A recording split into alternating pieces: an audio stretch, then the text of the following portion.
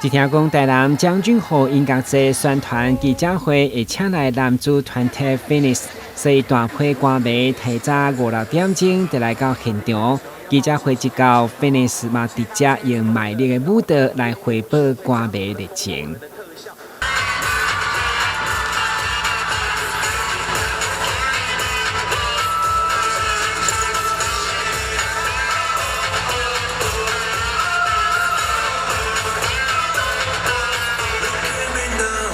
Phoenix 团员拢表示，因真介意台南美食，所以市长委托嘛特别准备将军在地海产、乌鱼子、甲牛宝等伴手礼，要互因食好斗小报。其中台南眼眶的主题李成龙嘛特别感动，会当回到故乡的舞台演出。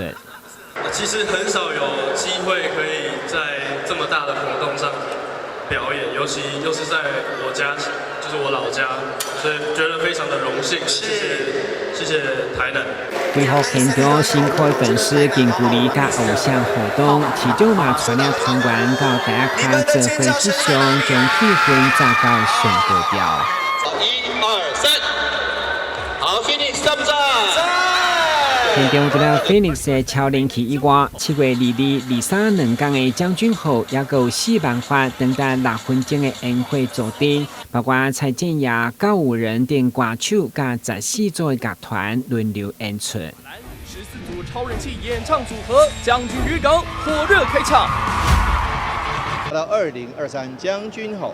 在7月22、23日在将军渔港来盛大举办喽。那我想今年的节目特别精彩，卡司特别优秀，而且这个歌迷特别的欢迎。尤其我们不仅有2天都有烟火，过去将军吼只有1天，过去将军吼没有烟火，现在变2天又有烟火，而且又有最厉害的 Phoenix 以及歌后蔡健雅，所有的这个天团，通通都来到台南。